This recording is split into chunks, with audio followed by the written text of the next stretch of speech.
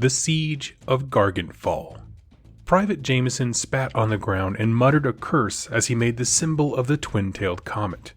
Then, he shuddered as he saw the ranks of the enemy approaching to take his city from him. Gargantfall had seen better days.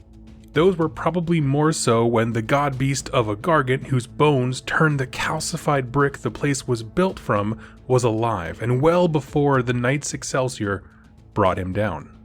They even say that due to how much magic the Stormcast forces used to take Golgog down, that his bones got a taste for it. Now they just absorb it like Nullstone. But for Jameson and the Freeguilders of the 99th Excelsian Expeditionary Forces, they had been fighting tooth and nail to stop the dreaded Ivory Host Bone Reapers from claiming this new home of theirs as part of some tithe. Imagine fighting over a bloody tax dispute. Even the Dwarden builders of Clan Stonehammer didn't seem to hold on to grudges this much. What bureaucratic nonsense this was. But here, the Bone Reapers were trying to collect their due. The city council had issued orders to make sure these smug, always grinning, gore-moose-headed bastards got paid. Oh, and they didn't want the riches from the conquest from founding the town around the Realm Gate that the Gargant had been carrying as a trophy. They wanted the bones of the dead from our border wars. It seemed easy enough at the time, thought Jameson, but now here we are. The Bone Reapers had claimed that Gargantfall was short on a payment of bone and then failed to deliver any bone at all payment after that. Jameson mused to himself, it wasn't Gargantfall's fault the ogre warglut they normally fought got wiped out by some kind of civil war. Not that there was anything civil about ogres and how quickly they will eat even their own dead, bones and all. Add to that the council thinking, if these Ossiarchs were so good at reaping as their name would suggest, why would they need us to do the dirty work of killing so they could collect the bones? Even with Azir being a realm away, the city of Gargant Bones along the shores of the Asp River still held on to the hot-blooded pride of the 12 tribes that the Freeguild was known for. Being blinded by that, the people of Gargantfall didn't see the signs until it was too late. No one thought that the Bone Reapers were actually building an army out of the bones. The people figured it was just the god of the dead, Nagash, collecting his due in bones that needed to be sanctified. It turned out, in a sick way, it was true. The clash of battle brought Jameson back to his senses. With shot, bolt, arrow, and cold steel, the defenders had fallen back to the inner stormkeep of the city that was made out of the skull of the former beast. Scores of Freeguild and all Stormcast in the garrison had fallen to try and make the enemy pay for each inch of ground they gained. To the horror of the defenders, the dead were quickly stripped of their flesh and their bones were added to the pile near the grisly monolith that was erected by the Bone Reapers so their counters could report back to Shyish. Fortunately for the downtrodden defenders, the enemy artillery bombardment had stopped. All of the mounted knights of the Amber Grove had ridden out in a sortie with their chapter master in a glorious charge of demigryph knights to try and buy a reprieve in the battle. The hope was to consolidate the last of the defenders scattered throughout the city after the main walls were breached. Unfortunately, it was short-lived, as Chapter Master Balric and half his knights were felled in the counter-assault before they could get back inside by wicked constructs swirling around their arms and swords in a blender of melee. Now their second-in-command, a cold and calculating knight by the name of Sir Darby, not only had to lead his knights, but was also the highest-ranking officer left to lead the defenses. Jameson, being the most senior member of the Freeguild at 6 months, was made his second-in-command. Jameson had ordered his handgunners to fire at will into the approaching Mortek Guard, and other bone constructs. The Iron Drakes to his right were running out of ammo, and the few remaining elves in the garrison had their daggers and swords drawn as their arrows had run out during the retreat to the keep. The remaining knights and their foot squires with great two-handed swords braced themselves behind the walls and gate for a final melee. To Jameson, all that seemed left to do was to die gloriously with the eyes of the God King watching, as the defenses hadn't held up long enough for reinforcements to arrive. Ladders made it up the walls as streams of Mortret guard came crashing on the defenders. Large bone monsters the size of stone horns with weird horse-like, bone heads, bludgeons for hands, came galloping to the gate and crashed it down like an undead battering ram. The squires and the remaining knights countercharged to retake sections of the wall and the gate, but it seemed as if each blow done to these new constructs just got them more angry and violent. If they could foam at the mouth, Jameson thought to himself, they would. He ordered his handgunners to stand their ground, give one final volley in a desperate gambit, and when the smoke cleared, something strange happened. The Bone Reapers, still standing, had all stopped mid-swing. It was as if a single mind, they had heard something coming from behind their lines across the river. Then, as one, they turned and filed out of the city in an orderly manner, and reformed in front of the outer walls. The bewildered Freeguilders all looked at each other, and then heard something in the distance themselves. It was the blare of war horns, and the banging of drums, and then the war cries of a mighty host. Then a great bolt of lightning struck the Bone Reapers' lines, and a cheer went up as the troops of the 99th went to the barricade once more. "The Storm Lords had come to save us," was the cry on everyone's lips. Then the cheer turned to terror as a gigantic green foot descended upon the Bone Reapers' ranks to kick and crush their lines.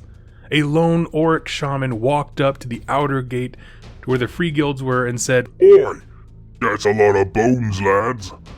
And me Bonegrins be nicking it off you in the name of the Gaza. Wah!" Then, the real battle for Gargantfall began. "Grab some arrows for those archers and get atop the battlements, you lazy bastards," shouted Jameson. "We have a battle to win." His troops braced themselves for the onslaught as the drums and the war horns of the Auric Wa came closer. Howling maniacs descended into the battlefield and lined up at the right hand of their shaman. Oryx on war boars ran laps around the walls and kicked up so much dust the defenders couldn't see which way the main offensive was coming from. Then, with all the drums and the horns screaming coming from the Orc lines, of a bright green light shot out at the wall. Luckily for the defenders, the dwarves of Clan Stonehammer weren't kidding about how much like nullstone the bone was, and it harmlessly absorbed the magical blasts. The Oryx howled with disgust that no gigantic, floating green foot would kick and crumb their enemies today. It would come down to honest butcher's work. This assault, seemingly blessed by Mork, saw most of the siege equipment for scaling the walls from the Bone Reapers was still around for the Bonegrins to use. So these new challengers took up the ladders and went for the siege towers that were yet to be destroyed along the walls and made a mad dash at the defenders. Sir Darby had a plan for that, and he turned the siege towers into killing zones. As the first orcs came into the towers, traps laid by the remaining shadow warriors were sprung, and many collapsed in on themselves. Those that did not get laden with traps had units of handgunners or elven archers at the ready for the first savages to come down the ramps. The ladders against the walls led to sections of the wall held by the foot squires, whose great swords made short work of their mostly naked foes. Jameson couldn't believe that the defenses were holding up with how thinly stretched they were. Then he saw the Oryx near his part of the wall stop fighting and start to chant the word "Gauze up" over and over again. Then his section of the wall got hit by a flying mass of rubble and exploded. When Jameson came to the big pile of rocks he thought that got shot at his men by the Bonegrins started to shake and come together. "I guess we know who Gazop is now," he sighed. He looked all around him to see just a few surviving handgunners from the destruction and ordered them to shoot. This close they couldn't miss, but all they could do was chip some of the rubble as it came together to form the rogue idol Gazop. It somehow roared at the Freeguilders, and the Oryx near it dropped down in prostration like it was some kind of holy symbol. Jameson didn't like the look of this at all and sent a runner to call for Sir Darby and his mounted knights. They were waiting in the town center for a breach to join the battle. They came galloping through the ruined streets in several squadrons with their own horns blaring and their now mostly ruined banners flapping in the breeze along their lances. Grime covered their plate armor in such a way that you could barely see the Ghurish Realmstone emblems that should be prominent on their formerly gleaming cuirasses. The Bonegrins had their own cavalry charge in mind to exploit the new hole in the wall and sent boar boys through the breach. When Jameson looked at the sight of the knights, it seemed that their charge looked less noble and haughty and more feral, like the enemy they were charging into. Demigryph beaks and lances alike bit deep into boar and auric flesh as the two forces clashed. Jameson rallied what Freeguilders were left around him with daggers and gun butts at the ready, charged in as the need to get into the scrap themselves overcame them. Sir Darby took the head off a lead auric while his demigryph tore out the throat of the boar he was on. They fought as one until they carved a path to the rogue idol. Darby mused to himself that if they could take this monstrosity down, the breach could be sealed with its own body. Then he yelled to his men, "On me, knights! Run them out of Gargantfall! For Balric! For the sacred Amber Grove! Death to those who would try to despoil it! Death to the despoilers!" Screamed back the knights as they slaughtered all that stood in their way to the rogue idol. It was too busy throwing Freeguilders around and tried to rush it with spears and halberds and never saw the knights of the Amber Grove coming. With a thunderous charge, their momentum toppled the beast and rolled it out of the defenses and into the Bonegrin's forces. The monster tried to repair itself by taking on parts of the rubble around it to its form, but failed to realize it took in parts of the anti-magic wall. With a pained scream as the magic that held the beast together started to fail, the rogue idol started to glow with a blinding green light and exploded within the Bonegrin's ranks. When the dust settled from the explosion, Sir Darby, Jameson, and the surviving defenders of Gargantfall looked into what remained of the field of battle. Well, it was more like a valley now, as the main approach to the city was a crater where Gazop the rogue idol once stood. Even more impressive than the crater was that it strained green from the greasy smears from where the Bonegrin's army perished. After days of intense struggle, two opposing armies, and the sacrifice of so many, the quiet that surrounded Gargantfall was deafening. Sir Darby and Jameson looked at the destruction to the city, the crater, the green paste, what was left of their troops, and then each other. Just then, it hit them that they survived that hellish battle, and they laughed. Such infectious laughter it went up amongst the survivors, and all of them took up cheers to honor the glorious dead and to those holding on to life. Gargantfall had been tested, its defenders pushed to the limit, and its would-be conquerors have been found wanting.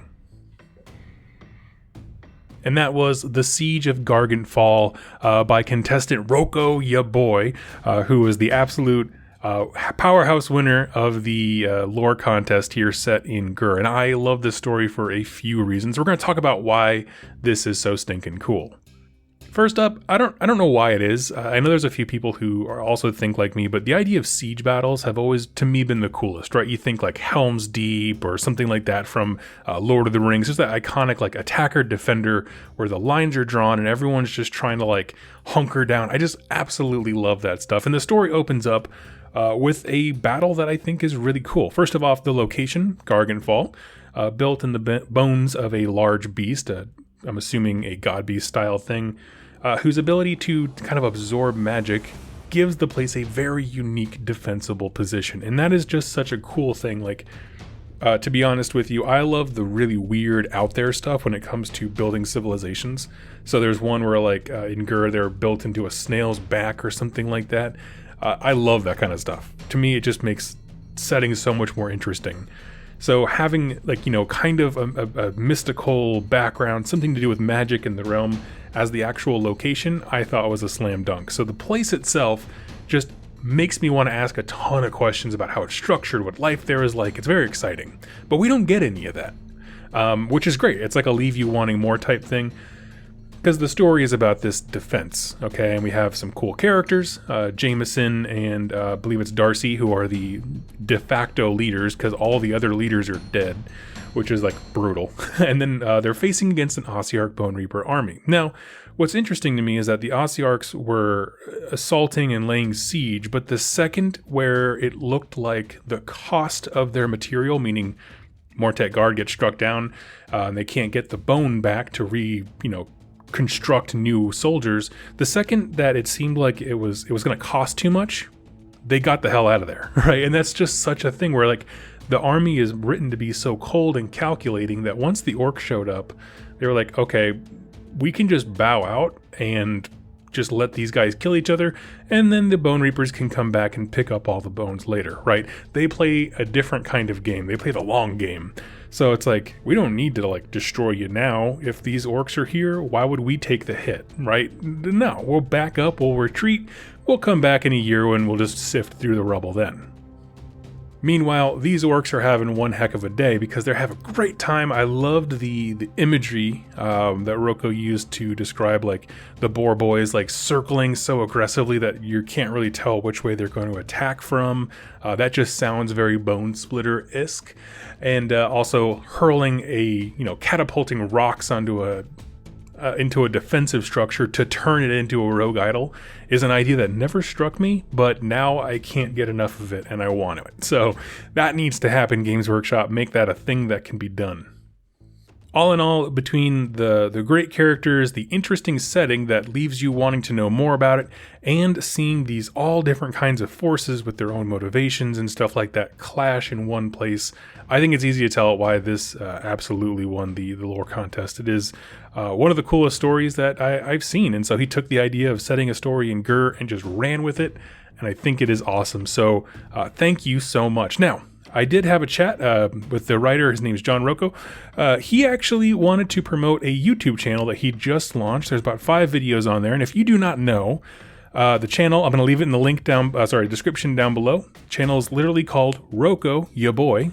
And he is a phenomenal teacher and ways of, he breaks down how to play Age of Sigmar like on the tabletop, but in a very relatable, gatekeepery kind of way, that kind of stuff. Just a very nice conversation with him and his camera, and he's just explaining to you in what he calls his masterclass how to get good at Age of Sigmar, how to understand the game, how to approach it, and that kind of stuff. He's got videos on building army lists and setting up your first game, how to deploy better, all those kinds of things. So I really wanted to shout him out because not only is he like really awesome when it comes to writing lore, apparently, he just did a great job, but also, I always like to try and shout out new content creators who really serve the community and build something cool and try to help people.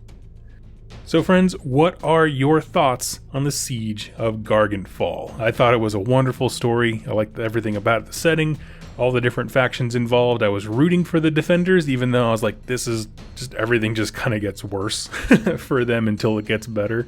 I'd love to hear your thoughts. Leave in the comments down below. Congratulations, Rocco, for taking the W when it came to the lore contest, and we'll have another one up here pretty soon. So you guys get those brain juices flowing, and we'll catch you next time. So thank you all so much, and happy wargaming.